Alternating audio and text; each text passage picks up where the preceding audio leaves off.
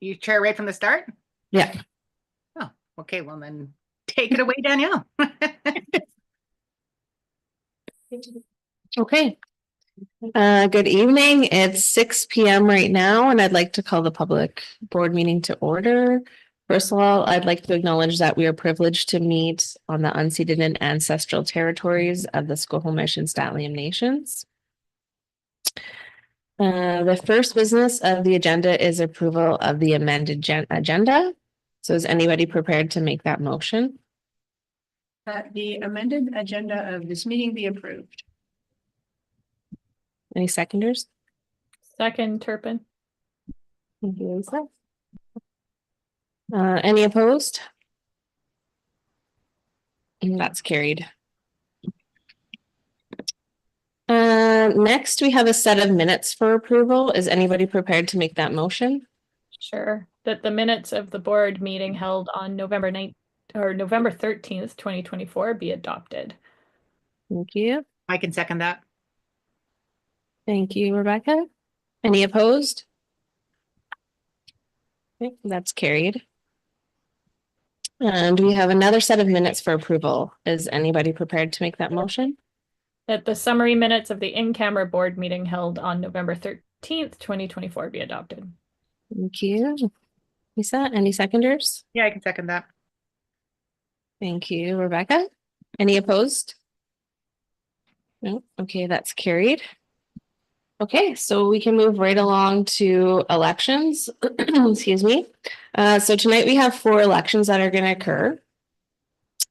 And we have elections for board chair, vice chair, BCSDA provincial council rep, and BCSDA provincial council alternate. So we're going to first start with the board chair election. And once the chair has been elected, the chair can take over for the elections, or I can continue on, whatever's easier. If there are any technical issues while we're doing the elections, we're going to be moving back to paper ballots and email ballots. Okay. So we're going to receive an email?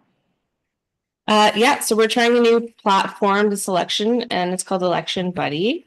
And once the chair nomination is launched, you're going to receive an email with a link, your username and your password. And I believe the username and password is going to be the same throughout the election. Okay. For all the different elections that we're having tonight. So when you go into Elections Buddy, I think you can actually save your username and password if that makes it easier for you. So you don't have to enter it in every time. Yeah.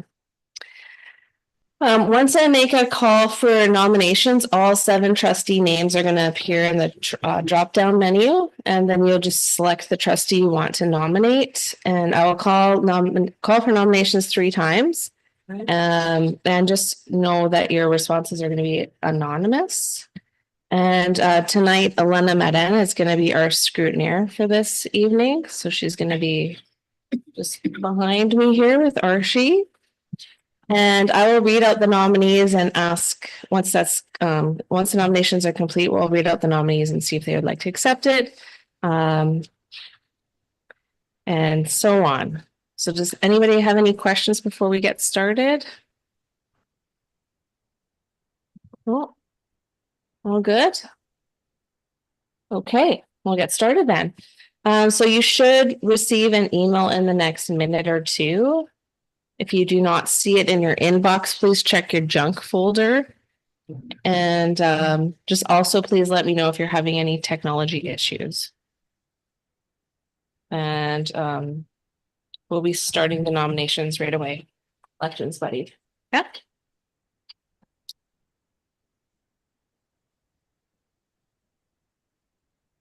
Can somebody let me know once you've received an email? Yeah, we'll do. Okay.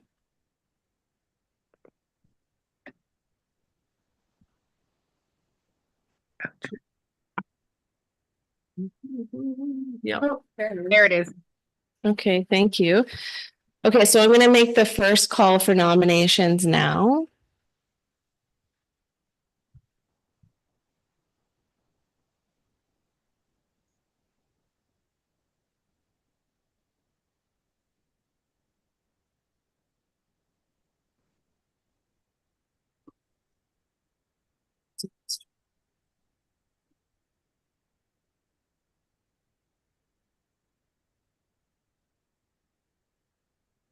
Oh, there you go. Okay, second call for nominations. I'm still trying. That's okay. 13 more seconds.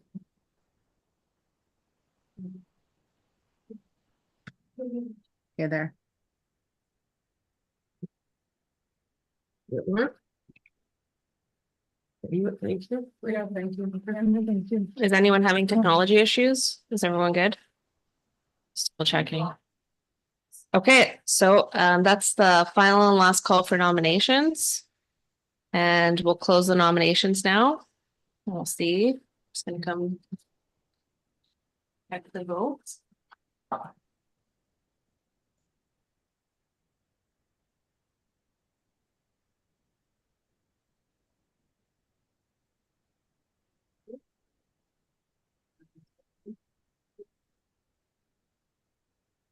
Okay. All right, so Cynthia Higgins, you've been nominated for the chair position. Do you accept this nomination? Okay, I couldn't hear it. Cynthia was nominated and she said she did not accept nomination. Rebecca Barley, you've been nominated. Do you accept this nomination? I do. Okay, in that case, there's an acclamation there. So congratulations, Rebecca, you're board chair again. Thank you. I think I'll just let you continue with the voting portion. Sure, I think it's simpler when you have Elena right behind you. sure. Yep, no problem. Okay, thank you. Okay, so we're gonna move along to vice chair position nominations. So trustees, you should be receiving an email shortly. And once you receive it, please select your nominations for vice chair. And if you do not receive an email or you're having technology problems, please let me know.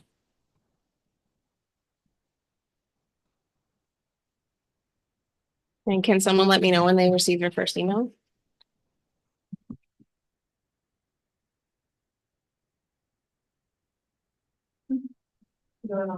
Yeah, I know, me too. Like 30 seconds later. Yeah. Thank goodness for the rest. Yeah. Do you have it? No. Not yet? Okay. I just. Oh, okay. Gotta make it from there to here. Yes. Go around the ball.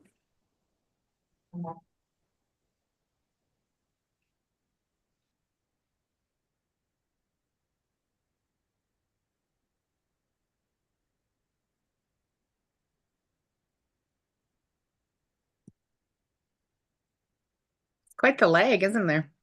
Oh, wait for more sheet here.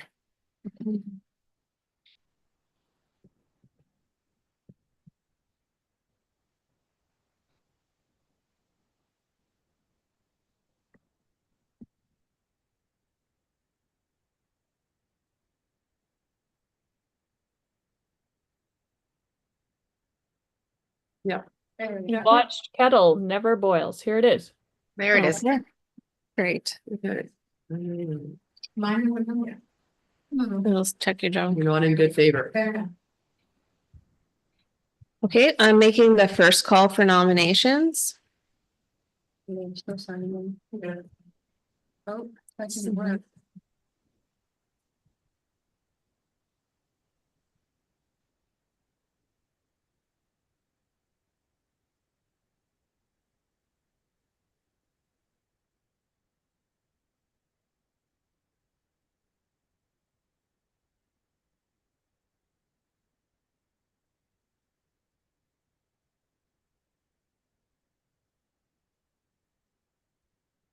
Okay, second call for nominations.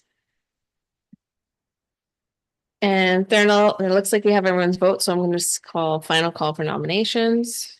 And that's complete. And now I'll just go check and see. That's there.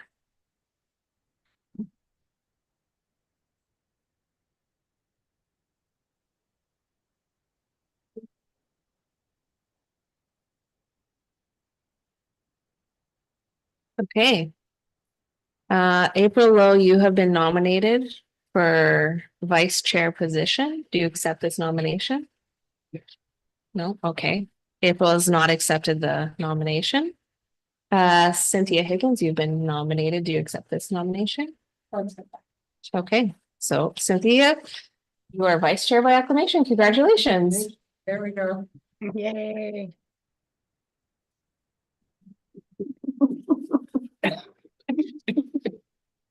Okay, so now we're going to move on to BCSDA Provincial Council Representative. And once again, trustees, you're going to be receiving an email shortly. Please select your nominations for BCSDA Provincial Council. And let me know if you don't receive an email.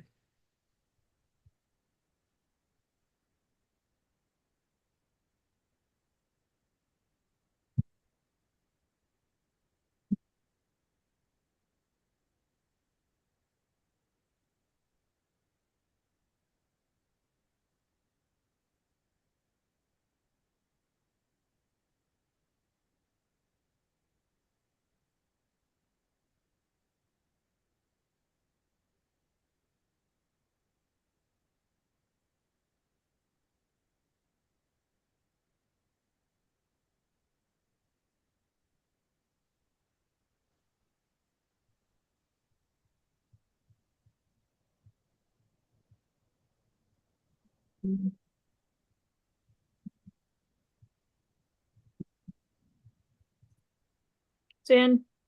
Yep. Okay, thank you. So I'm making the first call for nominations. No, hang on a second. Oh, there you go. Okay, it came on my watch, but not on my email. Two.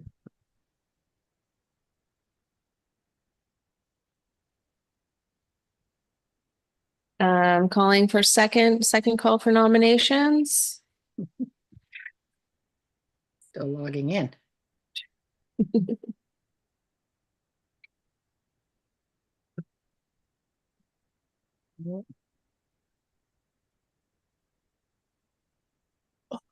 Okay, and third and final call for nominations.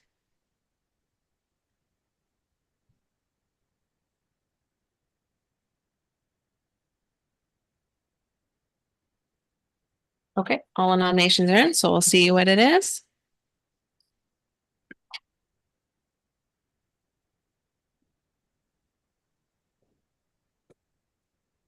Melissa Ronan, you've been nominated. Would you like to accept this nomination?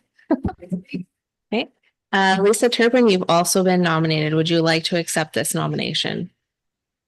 Did Melissa say yes? Yes, she did too. Yeah, she said yes. Yeah. Yes, and then it would just go to an election. I'd be fine with alternate later. So Melissa, I bow out respectfully. Thank you very much. Okay. Thank you. So Melissa, you are the rep as a result of acclamation. Okay, so we will move to the alternate position for nominations for BCSDA Provincial Council. So once again, trustees, you'll be receiving an email shortly and let me know when you get it. And it's in relation to your choice for BCSDA Provincial Council alternate rep. This is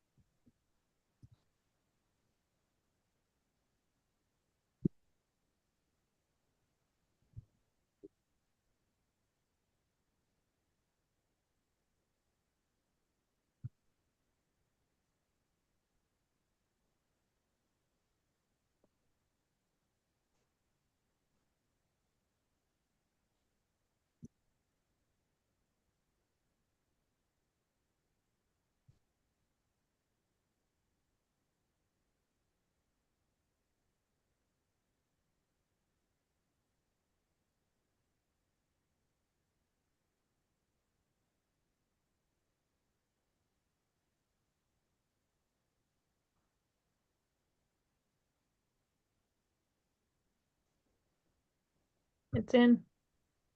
You got it? Okay, so thank you. I'll be making the first call for nominations. I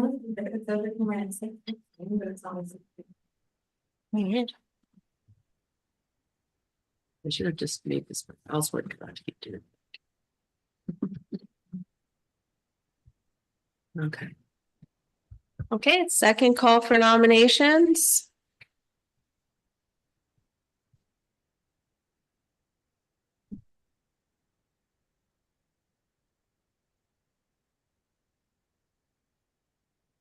And third and final call for nominations. Okay, we have everyone, so I'll take a look.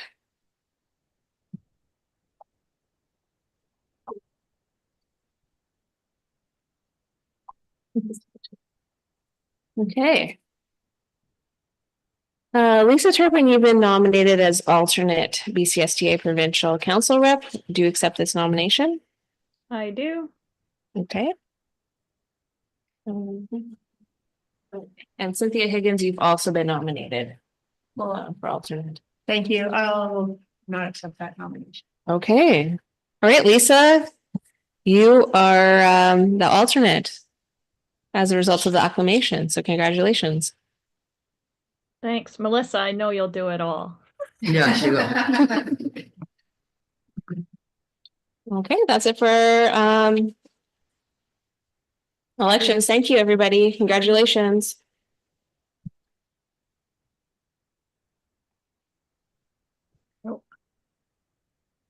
Okay, so that's me then. So thank you all very much, and I look forward to continuing serving you as your chair. We'll move on to the announcement. So the chairperson's remarks. I just wanted to cover off a bit on what I've been up to since our last board meeting. So on November 21st to the 23rd, we were at Academy. And then on November 25th, I received a call from the Minister of Education, Lisa Bear, who we heard speak at the Academy as well. And she just wanted to cover off on, check in with all the board chairs and, see some concerns that we may have. After talking with Chris and whatnot, we brought forward the needs for seismic upgrades. We're one of the districts who has been waiting, and and then the other piece with the seismic upgrades, well, in particular, House on Secondary, and then with that we were talking about because Danielle and I had spoken at one point, and how they're sometimes getting getting districts to contribute when they do receive these. It could be upwards of $1 million. I did raise that, and she said that, well, the person that was on the call with her indicated that it's district by district. So if you're running surpluses, then they'll take your surpluses to put towards it, kind of idea. So, and then the second piece was the mental health supports that are required for rural and remote communities. We're finding that there are no services available outside of what schools can provide. So, we're noticing a real gap in some of those communities. And then the other piece would be cybersecurity. Now, we talked about this at the Academy. We talked about it at our table, and such, that there should be some sort of push for a provincial lead on this, so that all the districts aren't having to develop their own, and it could be more cost effective. And the minister did indicate that this is on their radar and something that they're looking to work towards. So that's good news. And then on November 28th and December 4th, I was on the SSTA bargaining in Squamish, and you got a report out earlier today with yeah, anyway, so I just attended the bargaining on that, and I think we've completed the work that we were required to do. On December 2nd, we had the SD48 SSTA liaison meeting, and we did a report out on that earlier as well. December 3rd was agenda setting. And then on December the 5th, I got a random call and I almost didn't pick it up. And then I didn't respond right away because I thought it was one of those, we were talking about those calls that we're receiving from the conservatives and whatnot. So I was not really paying attention at the onset, but it was actually from the Minister of Infrastructure, um, uh, or the Deputy Minister, Bobby Plikus, and the Minister is Bowen Ma, and talking about they're responsible for public sector infrastructure needs, which would be schools, hospitals, things like that. And she said that once things start to roll out a bit more, she'll be in touch again. So it was just a cold call. I was quite surprised, but it was awesome. And then yeah, there were several calls back and forth between Chris, Danielle, and I as well in that time. So yeah, that's it. Any questions? Okay, are there any trustee remarks?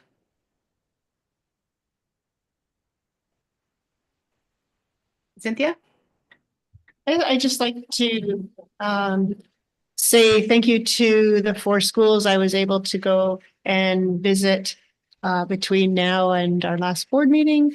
They provided us with their education plans, and it was a nice opportunity to see what's happening inside of the schools and connect with some of the staff. So there's many trustees who did attend these in the last little while, and in the future, other trustees will have the opportunity to visit other schools. But I just wanted to extend my thanks for the opportunity to go inside the school, see the students, and let all of the staff know that we appreciate the work that they're doing. Thank you, Cynthia. Any other trustee remarks? Okay. Looking forward to the gala tomorrow if I stay healthy. Awesome, thank you.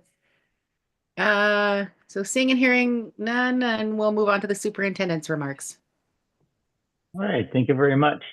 Earlier in the day, trustees who were able to attend the academy spoke about the highlights, and so I wanted to share some of my highlights because I had the privilege of attending alongside to the school trustees academy. And for me, I think I wanted to share the learning opportunities provided by the presenters on a number of topics, but 3 really stood out for me. I think they did a great job furthering our collective understanding of Indigenous education councils, the need to continue to focus on equity of academic outcomes and opportunities for students of Indigenous ancestry, and the data and trends in student well-being as captured by the EDI, MDI, and YDI student surveys. The EDI stands for the elementary level survey, M is for the middle schools, and Y is for youth, which is a secondary student survey.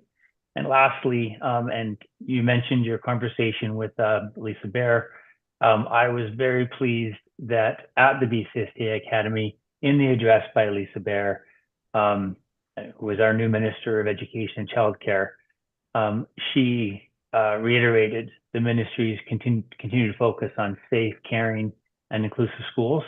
And I thought that was a very heartening thing to hear moving forward. So I wanted to share those words about the academy. I also wanted to share with the public and of course trustees as well that last month we did send out a friendly reminder about our school district's inclement weather and school closure policy. That's policy 807. You will find that on our district website under policies, under the board, but also in our news and events. And it'll actually would have popped up across all schools as well. And just again, in case you missed it, in brief, friendly reminder that schools will always remain open unless extreme conditions such as significant damage or a lack of heat make it unsafe to do so. Of course, if we are, when we are opened and there are extreme conditions, we also want to reiterate that we completely support parent and guardian discretion to decide if it's safe for their child to attend school during extreme weather events. And if folks do choose to keep children at home, friendly reminder to please inform the school office as early as you can. And on those days where we're seeing lots of absences, we will always adjust as necessary. And to note that if there is an extreme event and schools are open and we have less schools, less staff than as normal, of course, school will look differently that day, but we will ensure that we're keeping kids safe. And our buses will also do their best to run. If buses aren't running, we will do our best to inform folks the night before, but at least by 7 a.m., I believe, and 6 a.m. in some cases for those larger runs or more distant runs. And in terms of any school closure, if you don't hear from us in the evening or by 7 a.m. in the morning, tune in to Mountain FM. We have good communication with them. But if you don't hear anything, please assume that schools are ready to receive students. Okay, and then on the note of winter, of course, we are I just entering wanna, into. Chris, jump in and just mention that Mountain FM doesn't reach out here to Darcy. Yes, thank you. So for our families beyond the reach of Mountain FM, so Mount Currie, Darcy, etc. Well, Mount Currie has it. We just have it. Great. We know that we will be using Facebook because we Yeah. understand that is really helpful for folks out your neck of the way, Rebecca. So thanks so much for reminding me of that. And finally, I want to end obviously on a positive note and remind folks that next week is our final week before winter break, which begins on Friday, December 20th, and we return on Monday, January the 6th. And I just want to wish everyone a fantastic break. I know for some of you listening, and of course for trustees, many of them are still working during that time. But I hope that everyone has some quality time, whatever that means for them, with those they care for the most. And I especially want to wish our amazing staff and students a wonderful break and time to rejuvenate and gear up for 2025. Thank you very much. And I'm looking forward to attending the winter concerts next week, or to squeeze in which ones I can anyway. Okay, so any questions or comments on the superintendent's remarks? Okay, then that brings us to Secretary Treasurer's remarks. Thank you. So questions of clarification from the public can be sent to board@sd48.bc.ca. And any questions should be related to board agenda items from today's public board meetings, and we'll do our best to respond to questions at the end of today's meeting. And that's everything for me. Okay, that's great. Thank you. Any questions or comments? It doesn't look like we have any student or staff presentations. No receiving delegations. So, there doesn't appear to be any trustee items. So board committees. So the committee of the whole. Let me find that. The one I closed, of course. Sorry, just give me a second here.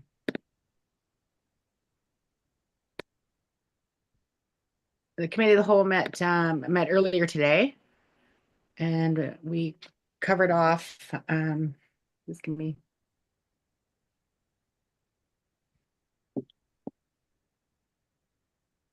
We covered off just for those who expressed interest in some of the the roles that we voted on above. Went through our calendar, some upcoming training that we'll be doing, and we talked about trustee compensation and made a decision from that part to have us align with the South Coast branch, so our branch, with similar sized districts. We talked about the attendance, the 5 of us who attended the with staff, the BCSTA Trustee Academy. So we all just provided our feedback from that. We we're looking at it is a public meeting and it is recorded and will be uploaded. And we talked about perhaps meeting with the Village of Pemberton. They've invited us to meet with mayor and council. So those were the items that we discussed. And if you want further information, you can watch the YouTube link. And then with that, there is a recommendation. The minutes of the committee of the whole meeting held on November 13th, 2024. Thank you, Lisa. Is there a second for that? That wasn't me, but sure. I'll second it. Sorry. Okay, you can second it. Okay, so that is any objections? Okay, seeing and hearing none, and that's accepted. Finance Committee.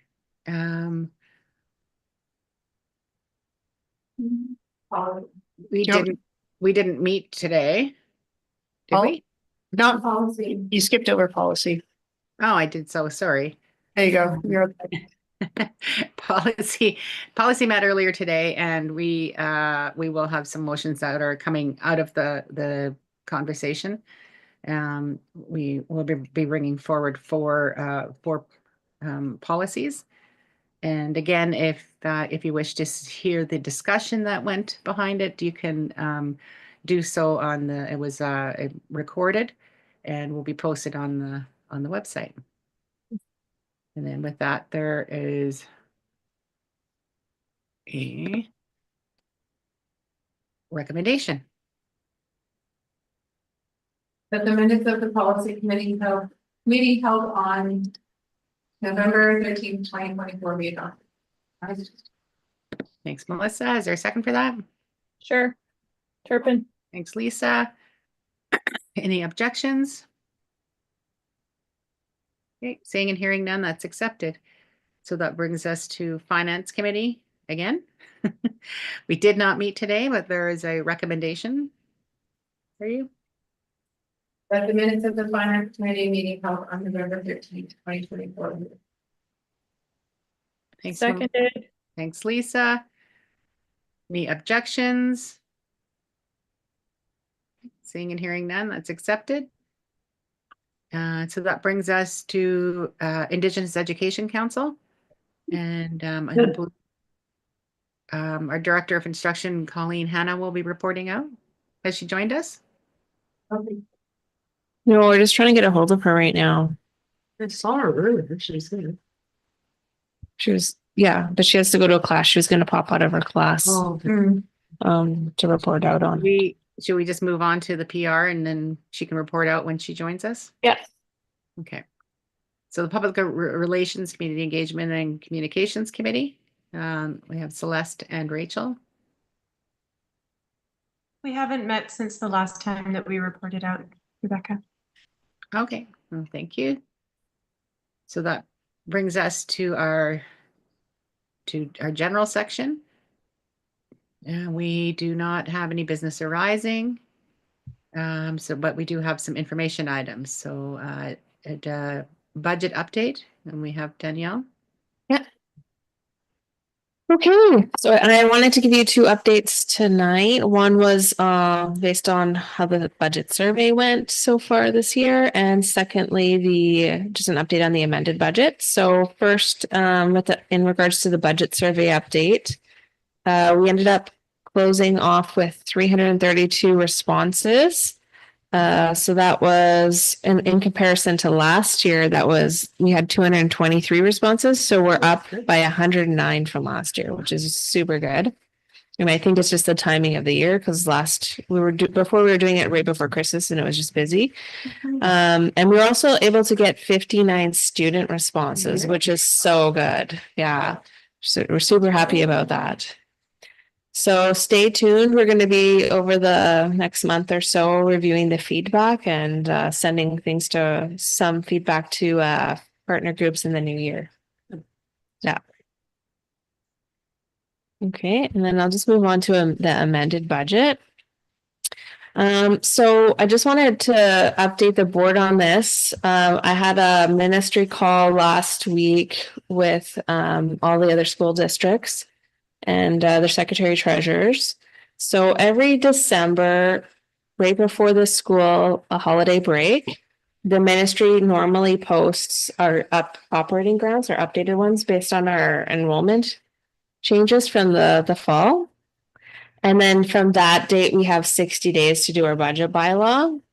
But this year, the ministry notified us that the grant tables aren't going to be posted in December. In fact, they're going to be delayed. So they said probably they're hoping for mid-January, but it could be as late as the end of January. And so that affects our amended budget because we use those numbers to update our budget numbers. So I just wanted to let everybody know, like, it's pretty much going to be impossible for us to do a first reading of the budget in January.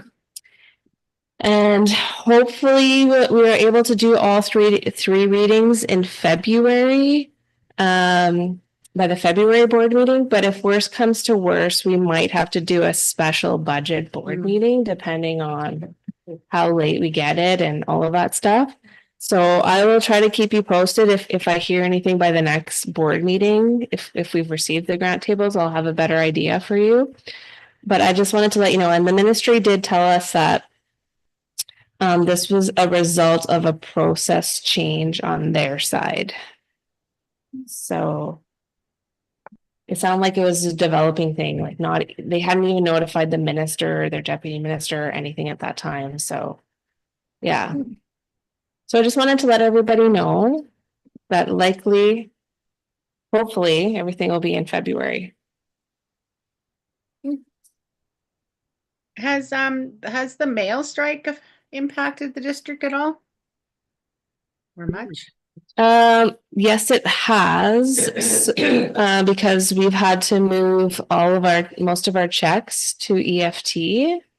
But actually it's been going pretty smoothly so far. We've moved most vendors onto EFT now. Sorry, can you explain for the public what EFT stands for? Oh, electronic funds transfer.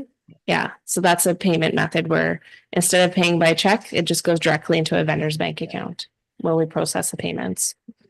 Yeah, because other businesses I've been speaking to have been feeling the effects. It's creating a lot more work for them.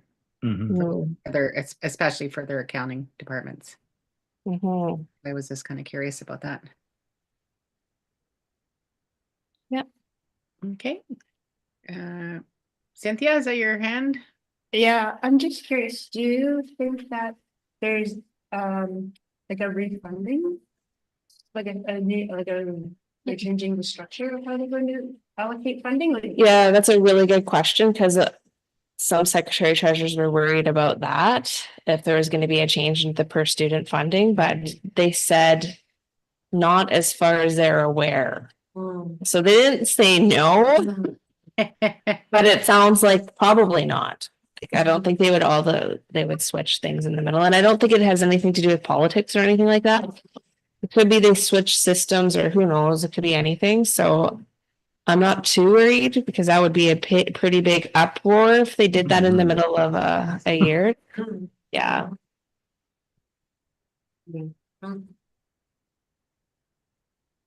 Anyone else? Okay, well, thank you, Danielle, for your report. There's some attachments there for your review. No correspondence. Items for discussion. So I don't know if everyone got an email. I know I did, and I believe April did. Just Probably Lisa too, no, not Lisa? I don't recall seeing it. Okay. okay. In any case, April, do you want to? Yeah, we got an email from Peter Gordon, who is a past school board trustee. I guess maybe he sent it to the board chair and probably CC'd me just because he knows me. But he was raising a concern.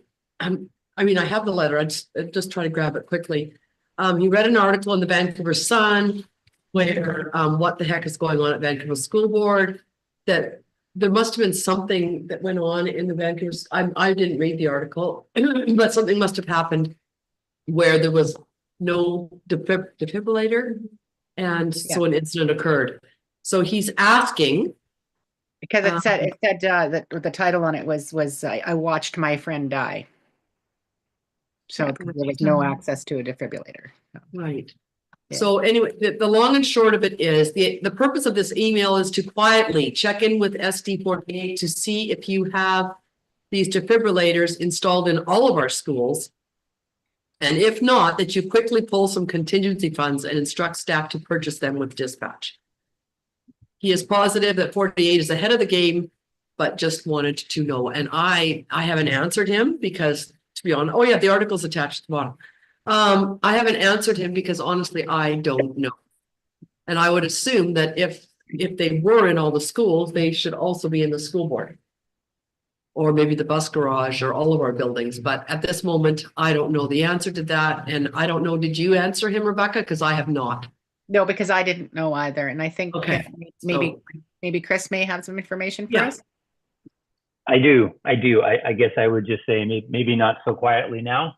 Because you read it out in public. So for the record, I didn't read it. I only read one sentence out, Chris. No, I didn't read it. I know. But anyway, so just for the public as well. So AED stand for Automated External Defibrillator. Oh my goodness, to assist with cardiac arrest. They're known to have quite a much higher incidence of success for saving people than CPR. And I think just for some context, there's actually the Ministry of Education or EB as part of their platform put forward CPR training for all high school students. And what we learned at a superintendent's meeting is clarification around, does that include AEDs? We're not sure yet. Does training mean certification or does it just mean learning? So what we do know and what the Ministry of Education can tell us is they haven't received any details yet. They, like us, are waiting for the mandate letter. So when a new government is formed, they have mandate letters for each ministry, which outlines some of their areas of focus and priority in the year ahead. So we are anticipating, the Ministry of Education and Childcare is anticipating some clearer language around CPR training and whether that will or will not include AEDs. And questions around the room, of course, were about funding. If that were the case, then would there be funding to ensure this was ubiquitous across all districts? And what and when would that look like? So just a little bit of context. So this is obviously on the minds of the government. So that's probably a good news story to share. In terms of Sea to Sky, we did a check and we currently have AEDs at our high schools and our middle schools. So HSS, PSS, WSS, Don Ross, and Squamish Elementary. And the school board office also has an AED. And that came out of a partnership with the Advanced Coronary Treatment or ACT Foundation, which is the national charitable organization that supports CPR and defibrillator training programs. So that's where we are at this moment in time. So we do not have them at all sites. We have them at 6 of our, what would that be, 16 or so sites. 7 sites. We have it at 7 7 sites. Oh, and sorry, thank you. Counting around 7 7 missing and sites. 7 home. Yeah. Appreciate that. Thank you. So the conversation for the board is, would the board like us to source out and cost out what that would be to have them at all sites? Or would they prefer to wait for the mandate letter from the ministry? Is really, I think, what's on the table, if I may be so bold as to say. Okay, I see Melissa's hand's been going up. I can speak to that. I'm a huge advocate of AEDs. I've been trained to have them all over work. I would love to see them in every single one.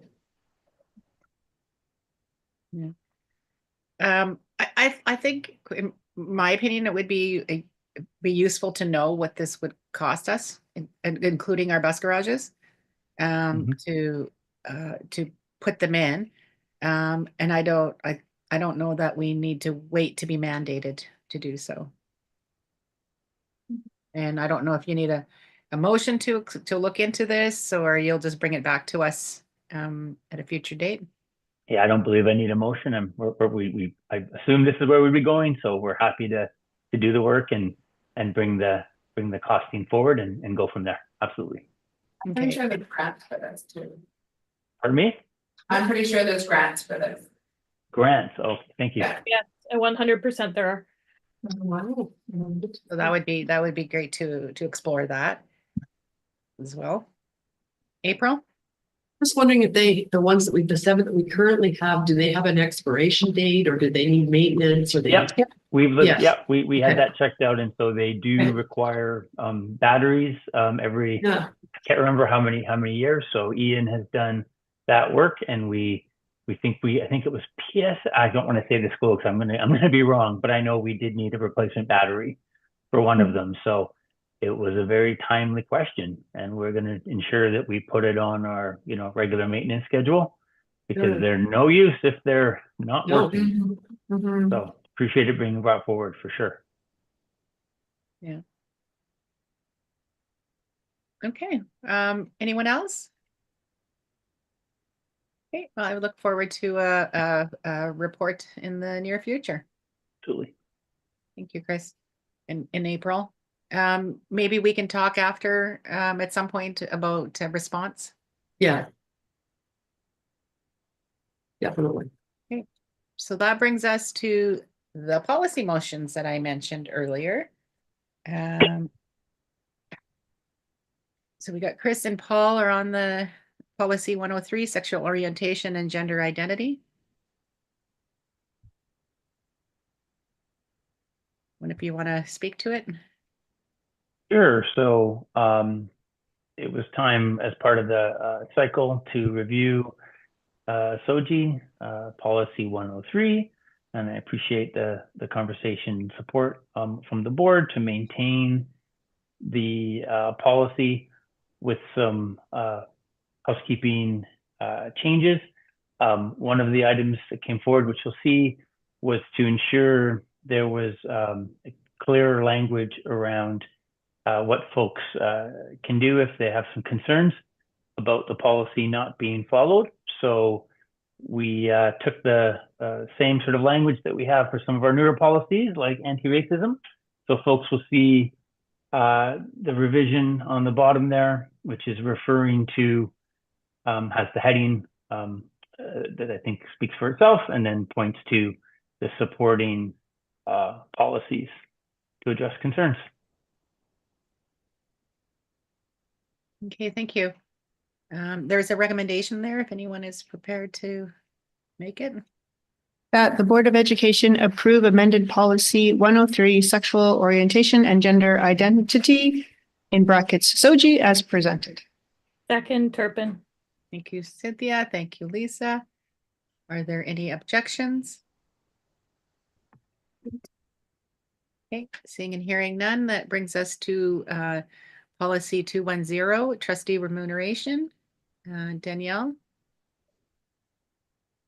Yeah, sorry, I just wanted to let you know, we're still trying to get a hold of Colleen, but we haven't heard from her. Chris, did you go to that meeting? The Indigenous No, Council I meeting? was Oh, okay. unable to, as my family situation, as I shared earlier. That's Okay. fine. If she hasn't, I will say she is currently and I really want to just raise my hands to her for that. She is engaged in language and culture courses for her culture, which is something that obviously I know we all support, and I know it can be difficult at times to remove oneself from those training opportunities and educational contexts for sure. If the prof won't let you go. no, that's fantastic. So, and if she doesn't join us by the end of the meeting, that's fine. We'll just hear from her next month. Yeah, okay. So for trustee remuneration policy, we just cleaned it up a little bit, made it clear, and then we moved out the vice chair and chair remuneration amounts, the supplements, so that they could be updated annually if required. And that's practice that we've been doing with our policies, is removing those the money pieces out of them. Right. Okay. With that, there's a recommendation. That the Board of Education approves amended 210 trustee remuneration as presented. Okay, thank you. Is there a second for that? Thank you, April. Any objections? No, but if we're going to have discussion, I just noticed there's 2 periods at the end of point 2. So minor housekeeping there for whoever's going to post these in the end. Thank you.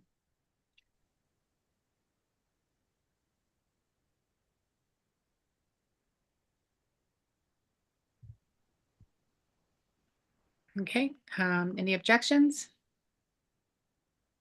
Seeing and hearing none, then that's carried. So next up, we have policy 804, animals on school district property. Chris? Sorry, just had a cough there. So during the policy committee meeting, staff brought forward some needed changes to strengthen dogs on school property to be inclusive of animals on school property, as well as to provide greater clarity and clear restrictions on animals and dogs in and on school, all school district property.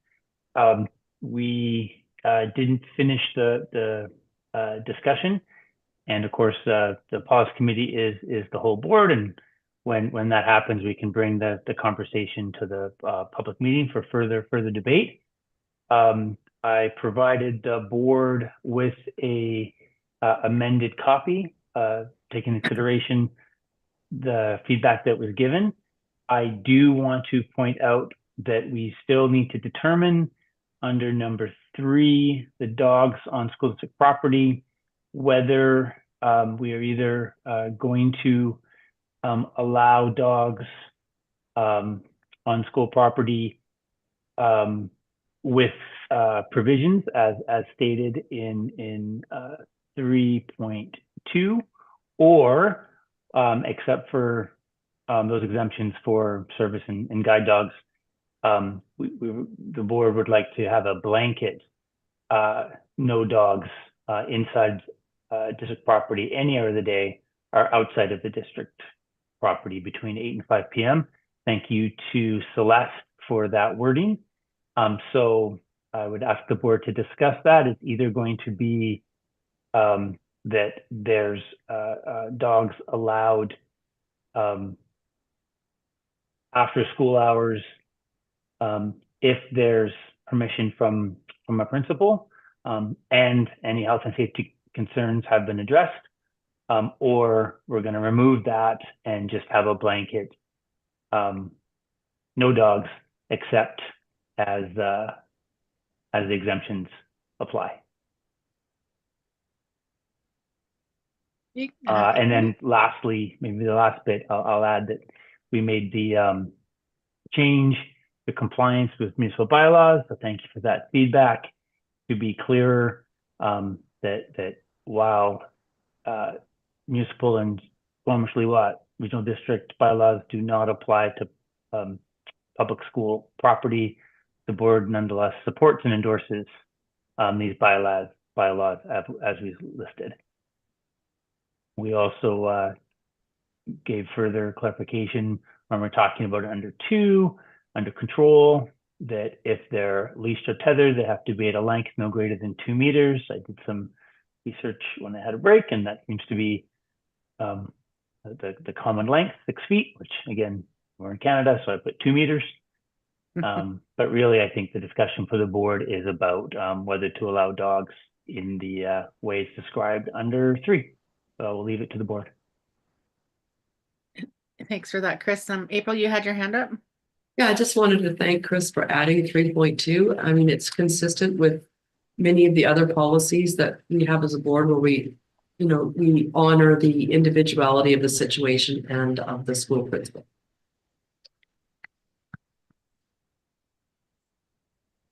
Okay. There is a recommendation there if anyone is prepared to make that, and we can have further discussion after that.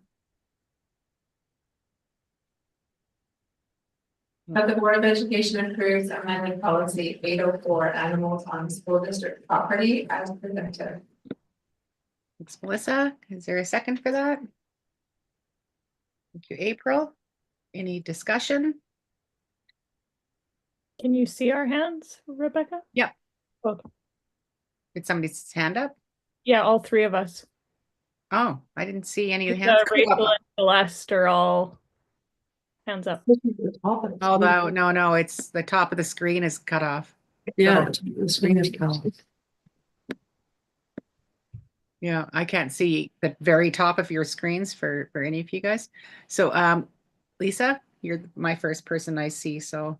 Okay, so thank you for the work on that, Chris. That's great. I feel that I need a little bit more clarity on who we're renting our spaces to, because I heard during the committee meeting that we sometimes rent the space to dog trainers. So I just needed clarity on that piece. But I don't think they should be inside the school. You think about, yeah, I don't think they should be inside the school after hours. I think if you've got a Christmas concert or you've got anything else going on and somebody's bringing their dog, let's just X-nay. But I think that discussion is for a different conversation on the rentals, who we rent Yeah, to. so the rentals is one piece. Like if we're renting it out and it's, like what Can we stick to this current policy, please? But that I'm not talking about rentals. So if we're renting it, like this would mean that you can't rent it out to people that are doing dog training as well, right? Like that's what I'm getting at, Rebecca. So I don't think it should be after hour, or any dog should be in after hours. And then just the link for the bylaws, it's the links link you to the website for animal control and bylaw in Whistler and Squamish. But that's not the actual bylaw, and you got to go feeding through for a bunch of other different links to get to them. So the Village of Pemberton links you right to the bylaw. That was all my feedback. Thanks. Thank you. And we can clean those links up. Rachel? Yeah, this is just, it's a sort of a personal opinion on 3.1.1. A leash that is 2 meters long is very long. When you're around a bunch of kids and a dog is like, kind of pulling and jumping, that's really long. I would recommend that it's half the length of that. 1 meter? I'm good. I have no skin in the game here. So I've seen that as well, 4 to 6 meters or 4 to 6 feet. So it's 3 feet, 4 feet. I'm trying to remember what would make sense. It's funny, I have one sitting right here. It's definitely not 6 feet. Okay. So yeah, it's more like a Meters. appropriate length would be a 1 meter around that. Okay. I have changed it. yeah, I was thinking that as well, Rachel. It's Tight, like, 1 meter. Yeah. that's a bit long. Celeste? Yeah, I agree with that length change. So I just want to speak to liability for the board. We're aware of instances Also, our staff should not have to be subjected to cleaning up feces or urine inside buildings, inside school facilities. Because we are aware, we have had a very lenient, apologies, I can't think of the word I'm looking for, but we've had a policy that allows for flexibility. And I think it's not working. And I think we have a duty to protect children. We have a duty to protect people who have to work in these buildings. And I think it's time for us to take into consideration the liability for the board and the district as a whole and make the required changes. And so that is why I would suggest the second option, notwithstanding the above with respect to service animals, and also for dogs on a leash of no more than 1 meter. My dog is barking in the background. This is not lost on me. The dogs generally not be allowed inside district, and the word generally is there, so it does allow for some flexibility still, but generally not be allowed inside district property any hour, inside on district property, rather, any hour of the day, or outside on district property between 8 a.m. and 5 p.m. so people can use the fields. And maybe that should say, Chris, Monday to Friday, because on the weekend it could be any hours, right? People can go to, Oh, thank you. you know what I When mean? school is in session, yes, thank you. Yeah. Yeah, perfect. Yeah, so in the summertime, they can go ahead and use those. We want the public to be able to access Yes. the fields Mm-hmm. for exercising their animals, but we don't want it to happen when children are on the property. So that's all I have to say. Thank you. Thank you, Celeste. Lisa, is your hand just still? Oh, there, you moved it. Sorry, it was still there. Any other discussion? Okay, then, all those in favor? Of So which, you haven't determined, so sorry, somebody needs to make, put forward a motion They to did. either choose three on its own, the first one, or, as Celeste spoke to, speak to number 3.0 with no dogs. I will And make, that would negate 3.2. I'll make the motion, Chris, that we use the wording, notwithstanding the above, dogs are generally not allowed Yeah. inside on district property any hour of the day or outside on district property between 8 a.m. and 5 p.m. when school is in session, and that 3.2 be deleted and Yes. what's written above in 3 be deleted. That's right. That was presented for everyone's view on who has it, to see the two versions. So, Okay. Sorry, I shouldn't have interrupted. Is that clear for everyone? What? I don't think it's clear. I'm wondering if someone can just share the screen so everyone can see what you're exactly what you're suggesting.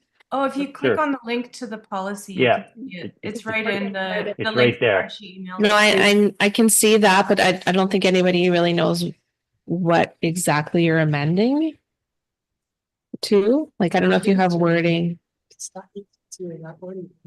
So I think Celeste, you're saying to put Monday to Friday or when school is in session and to remove 3.2?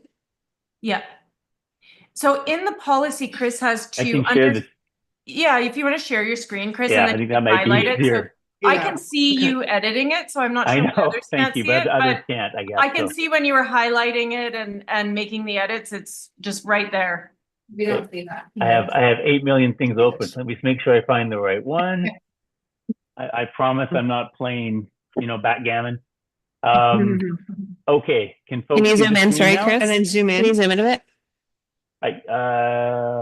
Let me just make sure I'm on the right screen. Control plus. This is the problem when you have too many screens. I apologize. You're on the right screen, Chris, and in your top left, yeah, there you go. Okay, and what I'm going to do is I'm going to just, because I can always put it back, doing it. See, I'm going to just- delete this, because this is, that should be a 3. Oh my goodness. See, it's never as easy as you think. There we go. And this would disappear. This is what is being proposed, correct? I think I've got it. Yeah, you got it. So now you can see the changes in blue, and down at the bottom, the cross outs and the changes in blue, and we'll fix the links. Thank you. Okay, so we had, does somebody have something? Can I ask a question? Sure. If we delete, was it 3.2? 3.2. So that talked about exceptions that could be made if you discussed with the principal and made a prior arrangement for times after 5 o'clock? That's right. I feel like that part of the policy doesn't exist anymore. That's correct. They're removing it. So that's Okay. the motion is to be Okay. strict. And then Okay. you can vote and discuss and But Chris, why did you take it out? We haven't voted on the motion and now it's on. Just to show. April, I took it out because a trustee has made a motion Yeah. to have discussion on this one. And so the board will discuss Okay. good. and Got it. vote. And then if it passes, it passes. If it doesn't, Okay. then you can do the counter motion. Well, Good. I think that's correct. no, it is not. Because the motion, we're in the discussion portion, the motion has been made and seconded and it was without those changes. Mm-hmm. Rebecca's correct. No, can I just say, Rebecca, what happened was there were two options Yes. within the document. We should never have had a motion in the first place because we hadn't talked about the two options yet. Correct. A motion was made to adopt the policy, but there were these two alternative options within it Mhm. at that time. Yeah. I did that for the sake of everyone's clarity on what the options were. So we need So- to vote that now? We need to So I vote guess- down that. It's already been. Yeah, that's what I'm wondering. Do we need to vote it down? Yeah. Probably. Okay. Yeah. So I can't see everyone when the screen's sharing. Oh, Mhm. So all those in favor? Opposed? Aye. Okay, now I can see everybody. So thank you. That has been defeated. So now, are we ready to make? I can make, so the motion that I want to make, and I can't see the words, but I can read them here. I can see it on my screen. So I'd like to make a motion. Hold tight 1 second, Celeste, because the words for the 1 meter aren't back in there. So just make sure you capture that as well. Oh, I think they are. That's what I it's see. there. That's what I see. No, 2.3, tethered at a length no greater than. Oh, eagle eyes. Yeah. Thank you. Nice job. Nice job. Eh. Lisa. So I'd like to make a motion that 3 read, notwithstanding the above, dogs are generally allows for exceptions, okay? So they're generally not allowed inside on district property any hour of the day or outside on district property between 8 a.m. and 5 p.m. when school is in session, and that 3.2 be deleted. So it would read this.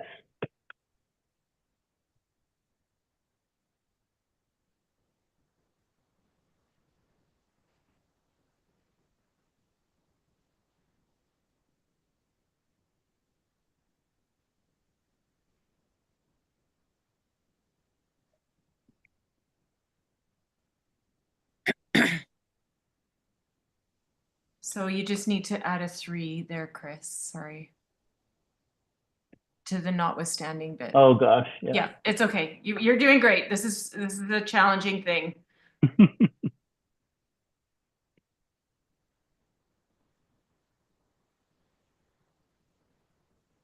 I do feel that the point that was brought up earlier about, Wait a second. I think we need a seconder. oh, sorry. I'll second it. Thank you. Discussion? If I can just jump in, Rebecca, because I don't think you can see us. I think it is a valid point that should be maybe written into the policy that after hours, there are perhaps situations where staff might want to bring their dog to school with them to feel a little bit more safe. And if they can make a prior arrangement to ensure that this is a situation that will be accommodating for everyone who's in the building at that time, I think that needs to be explicit in the policy. I think, Rebecca, may I? Yeah, sure, go ahead. Yeah, I think the problem is that people are not feeling safe, and it's really, really difficult to put a principal in a position where they have to try and make sure that everybody feels safe, but it's not until something like a bite or, you know, an incident with an animal happens, and then the harm is already done, you know, or allergies or all of these things. And we've seen this. We know that this is happening for people in these buildings. Not to mention dogs potentially fighting with one another on school property, all of the liability that it opens up for us. And we've seen a piece of it. I think we've been lucky. We've seen how this could have gone way, way worse. And now is our opportunity to act to prevent these things from happening.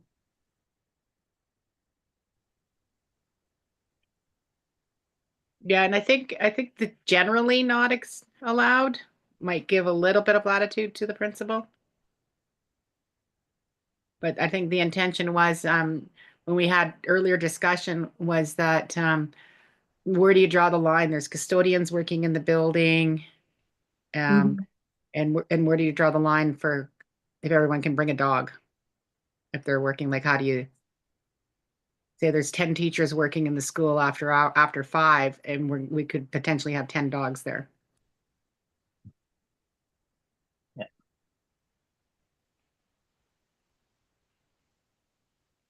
Okay, any further discussion? We've had this has been moved and seconded.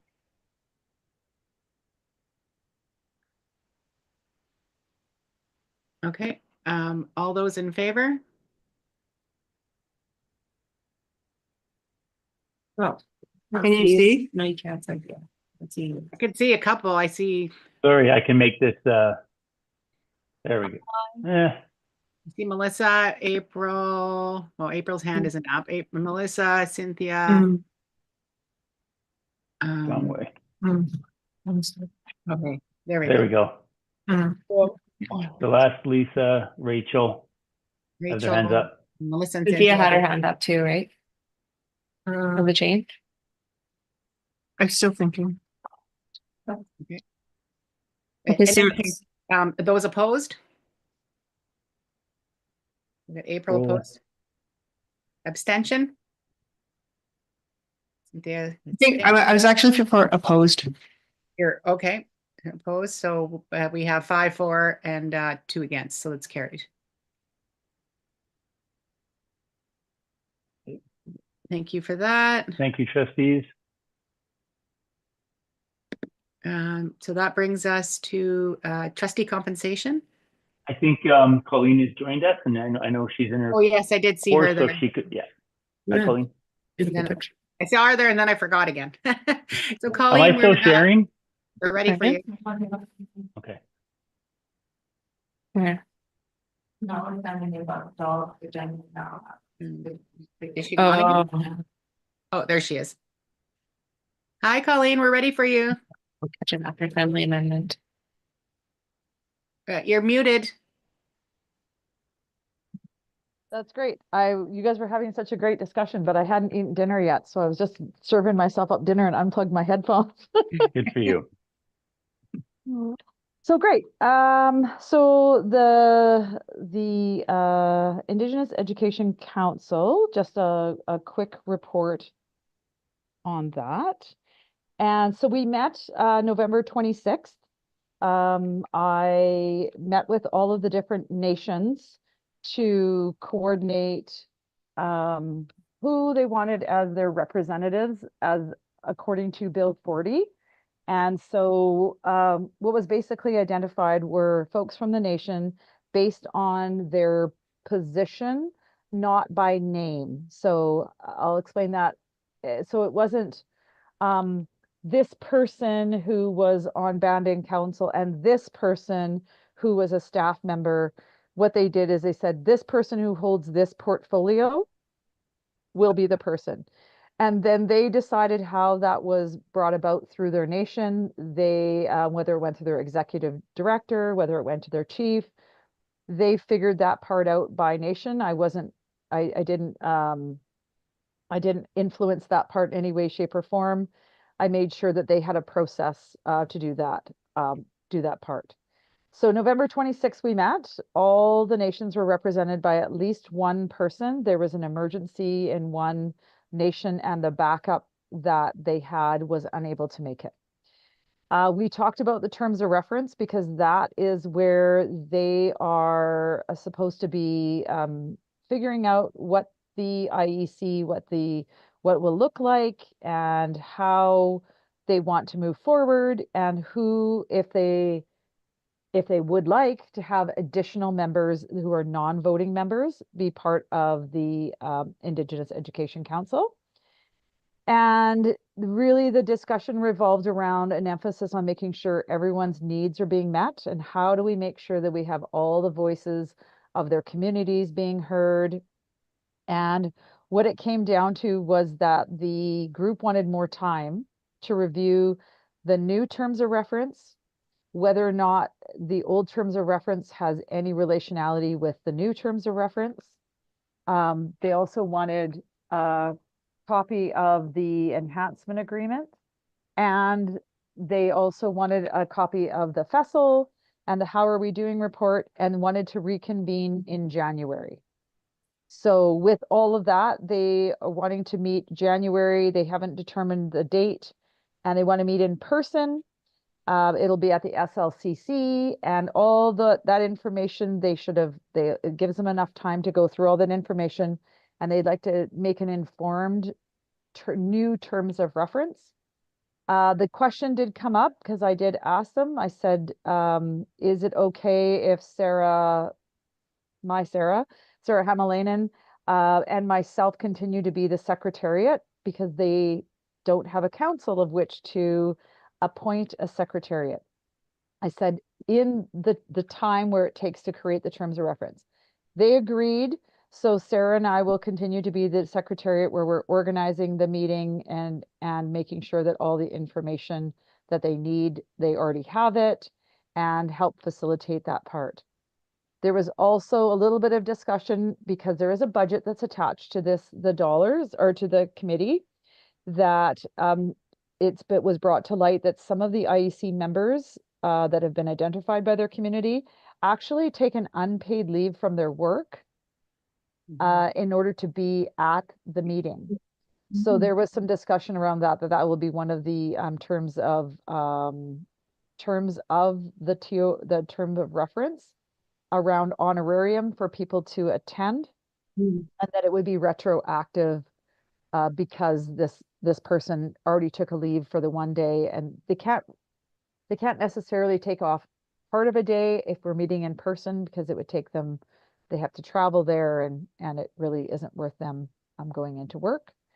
And also because not all of the members live in community. Some of the folks that were identified don't live in community.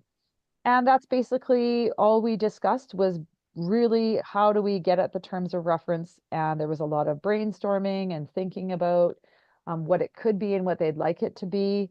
And that really this is a new opportunity for nation members to really look at the IEC and make it what they would like it to be, and how do they bring the voices to the school district in a meaningful way. So I appreciated the fact that they recognized they would like more time and more information around all of our big documents to figure out how that fits in the role, because this is new. This is a new expectation from the ministry as well. So it was a really good meeting. All that in sort of summing up the discussions, and I had lots of notes, but that was basically the summary of what folks were looking at. That's great, Colleen. Thank you. Were there any questions or comments? Okay, not seeing any, but I do have I have a few. Well, comment first. We had a report out from representatives from the ministry and FNASC and a few others at the academy we were at last month, and it cleared up some things for me. And there were also some very bold statements made that I'm not sure how I feel about, but we can talk about that another time. in any case, who, do we receive funding for this? Or do we have to find it in our budget? $77,000 we received. We receive separate, specific to. Already have for the IEC, yeah. Okay, perfect. And do we have Op Reserve membership? We do, Not Op Reserve, yeah, I guess Op Reserve or out of area. out of community. Yes, yeah, out of community, that's what it is. So we have, we put out a call last year, and so it was Aura. And she agreed to stand this year again. And as you know, from the way Bill 40 is sort of interpreted, is that we can't have like 8 people from out of community that aren't from one of the nations, the rights holders on the council.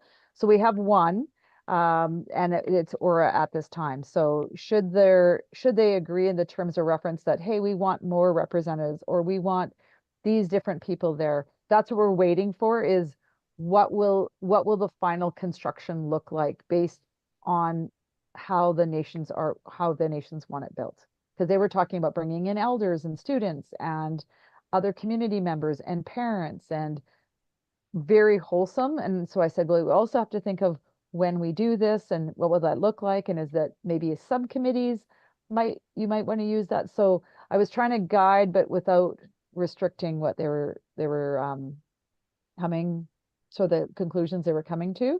But yes, at this time we have one person who is out of community, so not from the rights holders group. Okay. Formerly there were 2 trustee representatives. Is it anticipated that there will be an invitation to participate in some capacity? I don't know. I even said to them, you could hire your own secretariat. It doesn't have to be someone from the school district. Yeah. We could be completely out of the loop. Okay, I just didn't know if that's been Yeah, put into that's the terms of reference or any discussion or anything like that. I'm just not curious. yet, not at this time, because that's what they want to come back in January, is building that terms of reference. They do know the difference between voting members and non-voting members, because our voting members are very clear that any of us that show up to the meeting, we be invited, are all strictly non-voting members and would be there probably as a report out.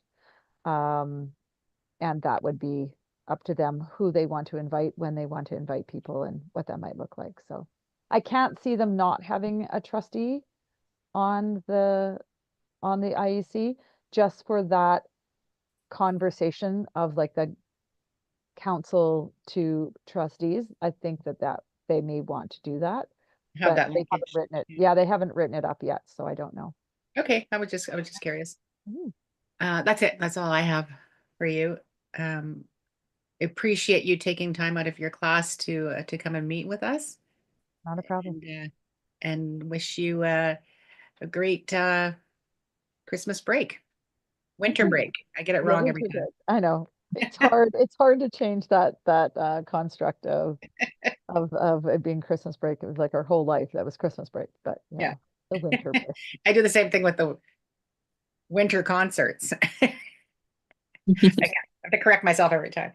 Some schools still have Christmas concerts. They're very Christmassy still. So Yeah, but they're all named winter concerts. for sure.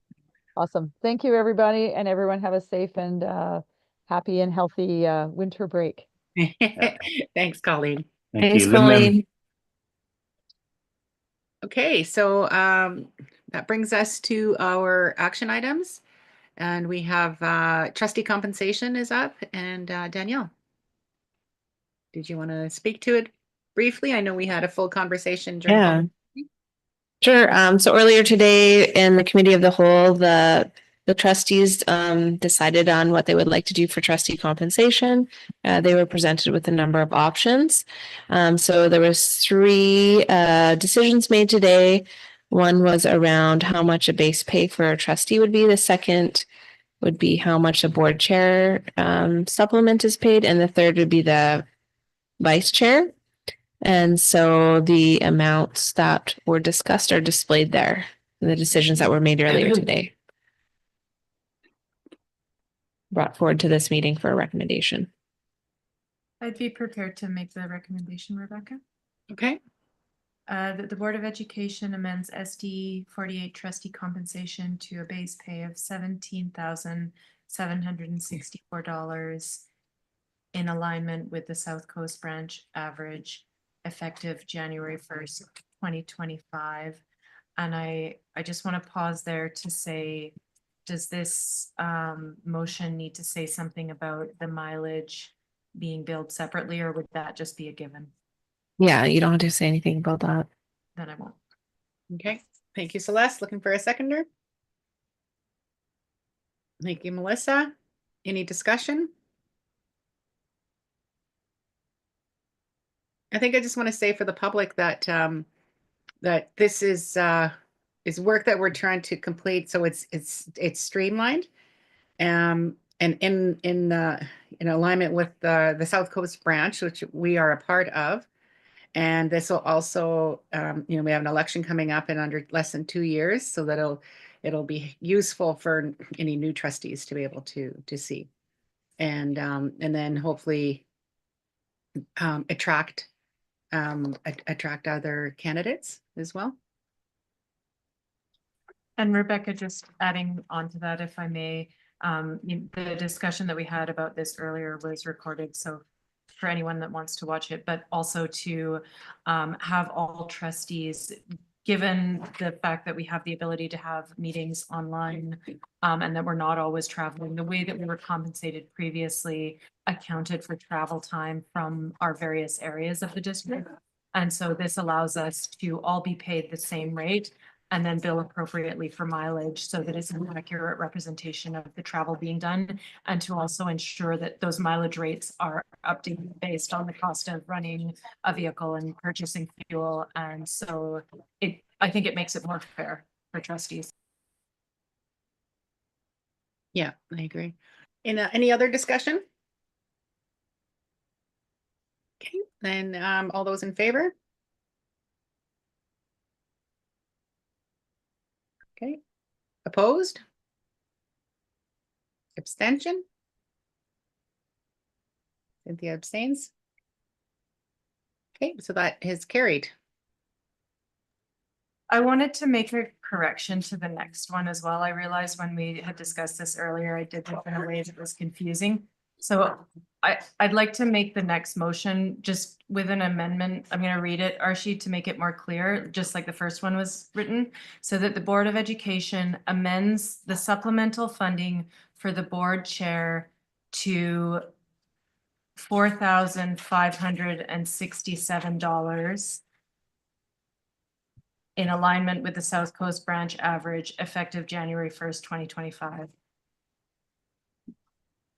So again, that's $4,567. And then we don't need to talk about the CPI because it's You want me to help you? starting in January 1st, 2025. No, that's the wrong amount, Archie. 4,567.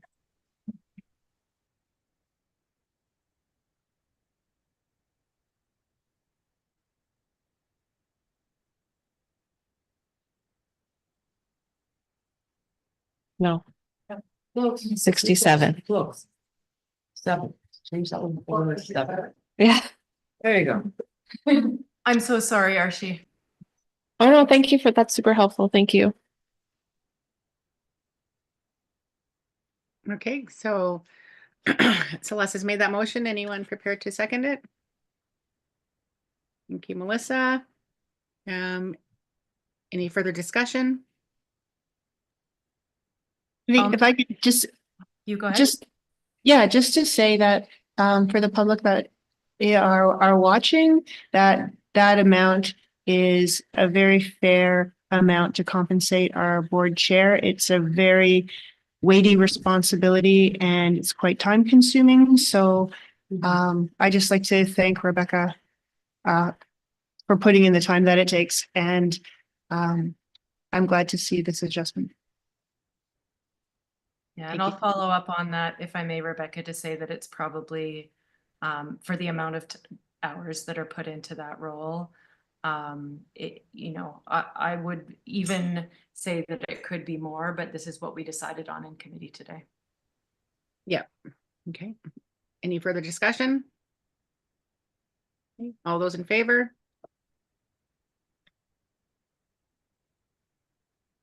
Opposed? Abstention? Did I miss April and Lisa voting? Yeah. Oh, it's because no, my arm's right. I was in favor. I put my arm up. Sorry. Maybe you guys froze for a minute because, anyhow, so that is carried. Thank you. I'm gonna Um, do the same thing with the next one, Rebecca, and just correct it. So Archie, are you ready for me? That the Board of Education amends the supplemental funding for the board vice chair to $1,754 in alignment with the South Coast branch effective January 1st, average effective January 1st, 2025. There you go. Thank you. Second for that? Thank you, April. Any discussion?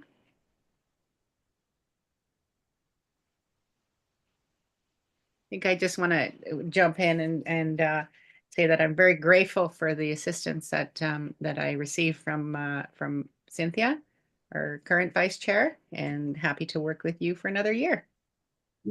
Thank you. Happy to help. Happy to work with you for another year and the board, of course, and our staff. Of course. All those in favor? Rebecca, I'll just make a comment quickly yeah. before you do the vote. Again, the amount of time that has to go into these two roles, it's extremely important that we have compensation that takes into account the number of hours. And I would again say that this probably doesn't even come close to scratching it, but we brought it up a little bit, and I think that's important. Okay, thank you. All those in favor? Okay, that's everyone. So thank you. That is passed.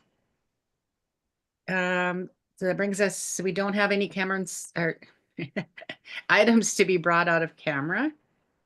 So we have under bylaws, bylaw 400.1, indemnification against proceedings. And there's a recommendation. So again, we had this conversation earlier today, and there's recordings of it for anyone who would like to hear the full discussion. That the Board of Education unanimously agreed to waive the requirement that the first, second, and third reading of school district number 48 Stevens Guide bylaw 400.1 be given on different days.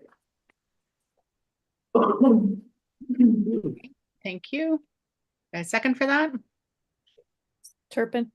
Thank you, Lisa. All those in favor? Okay, that's carried. Thank you. And there's one more recommendation. That the Board of Education gives first, second, and third reading to school district number 48 Stevens Guide bylaw 400.1 as follows. Yep. School district number 48 bylaw 400.1 for the first time on the 11th day of December 2024, for the second time on the 11th day of December 2024, for the third time passed and adopted the 11th day of December 2024. Okay, thank you, Melissa. Is there Second, Turpin. Lisa? All those in favor? And that is carried. So thank you. That brings us to questions of clarification from the public. Do you have anything, Danielle? Just so everybody's aware online, we don't have anybody here in person. So I'm just going to double check our inboxes here.